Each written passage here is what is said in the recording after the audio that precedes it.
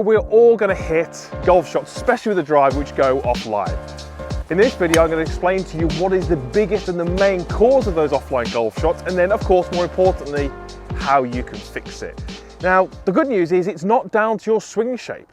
If you're someone who cuts massively across the golf ball, there will be, unfortunately, plenty of you out there. That's not the cause of your offline golf shots. If you swing the club way out to the right, that isn't the cause of your online golf shots. Just have a look at the shot that's on the screen there. Look at the club path, hugely out to in, in double figures. That's a massive out to in swing, but look where the ball went. Ended up right in the middle of the fairway. The reason it ended up in the middle of the fairway is because on that shot, the club face was controlled. For every single club path that is out there, there is a club face position which will allow you to hit the fairway. So if you're not hitting the fairway, it's all to do with club face position and not having control of that club face. And that's what we're going to fix. We're going to run you through some steps that you can take to control that club face and hit more fairways. So number one, if we're looking to control the club face, we have to take a look at the address position. We have to start with the club aiming where you want the ball to go. How do you do that? Well, we're going to talk about an intermediate target. So we do that in our pre-shot routine. We start from behind the golf ball. We pick where we want our ball to go, and then we look for something that's within the first few feet of that golf ball that the club needs to aim at and the ball needs to go over. I've got a little blemish down here. What I then do is when I'm taking my address to the golf ball, I make sure that I'm taking my time in aligning the club face to that intermediate target. Then I can build my stance and my setup around that, but it means that my club face is off to the best possible start and it's correctly aligned at address. The second thing we have to do is control the club face in takeaway. This is often what I would call first point of breakdown. It's when we see the club face start to really get out of position, it's really hard to recover from there. So what are we actually looking for? Well, let me take my address. And you'll notice that I'm tilted over the golf ball. We all have to be, you will be as well. And the checkpoint I want you to work on is when that club reaches level with the ground. So you can see here that the club shaft is level with the ground. Notice how the leading edge of the club, so that top edge, is exactly the same as my body angle. That is a fantastic reference point for you. And that's a great little drill, just simply standing there and learning how to move the club away and maintain the club face's relationship that you set at address. So often we see this club face positioned here and then the golfer rolls the club face looking to sky. That's no good. Or opposite, club face looking too much at the ground. Possibly a better option, but again, that's no good either. So just learn how to move the club into this position. Notice what my right palm is doing. It's just following and mirroring my body rotation. There is no independent movement from my hands and arms. When that club starts to get open, it's when we start to see too much rolling, too much fanning of the club, and effectively it's the hands and the arms getting involved too early. So we need to make sure that that club face is controlled at what we call the first checkpoint, which is when that club shaft is level with the ground. Top of the swing. This is the next point where we're going to see so many club faces getting out of position. And when we're looking at the top of the golf swing where the club face is there, we really relate that to lead wrist. Okay, this is my lead wrist here. And we're looking at the difference in the back of the lead wrist and the back of the forearm. If at the top of the golf swing I have some shape or what we call cupping in that wrist, then the club face is more than likely going to be way, way open. And trust me, if you're missing fairways, there's a very good chance that your club face will be open due to this cupped wrist. So what we have to do is learn how to get to the top of our golf swing with a flat wrist. And all I really want you to do here is take an address and then just think about where the logo on your glove would be pointing. A cupped wrist would see that logo pointing more out in front of me, possibly more down towards the ground. A feeling would be a Dustin Johnson type move where we feel like the logo points a lot more up towards the sky, and you can see how that's changed completely my wrist position, my wrist angle.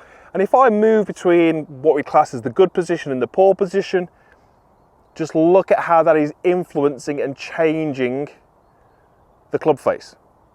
Hugely different there. You can see this is the open club face, this is the more neutral club face.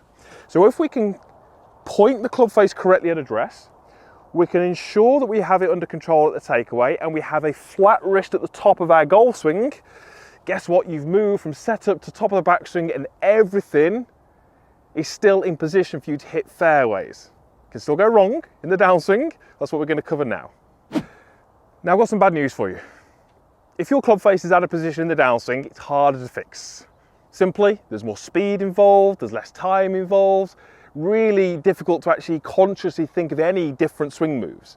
So we can have some ideas, we can have some feelings, we can have some concepts, and that's what we're going to do here. And you can see I've brought my golf bag in, so it's, well, just in front of my golf ball here. This is a great little exercise for you to do on the course, and we're specifically looking at those golfers who have the club face open, and that is by far the biggest cause of offline golf shots, a club face which is open.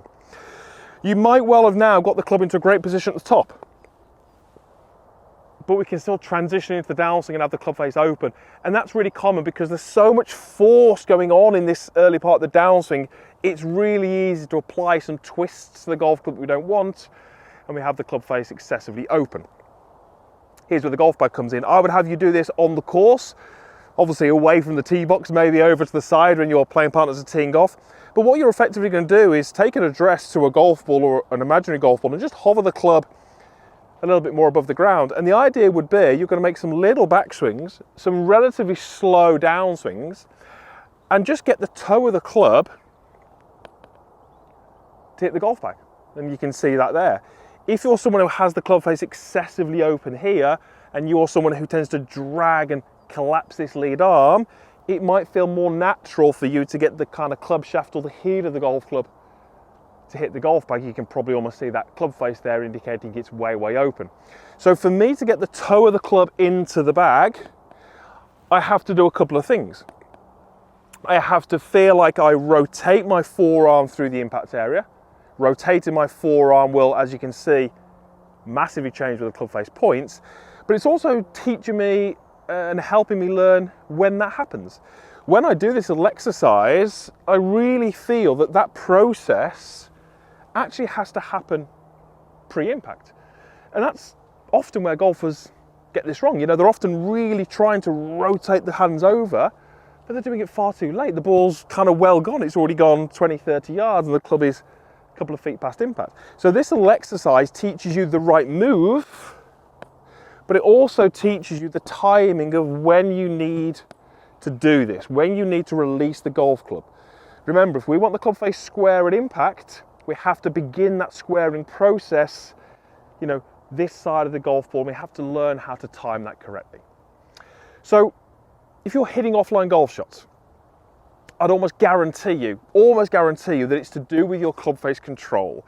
Even if you've got what you class as a really ugly looking swing where the club works across the golf ball, that isn't causing those offline golf shots. Controlling the club face will help you hit more fairways. They might not be straight shots, but they will land in the fairway, and that's the key thing. How do we do that? We control it through the backswing and we learn how to control the club face down at impact. So all that's left to do now is hit a shot and see if we can hit this 12th fairway.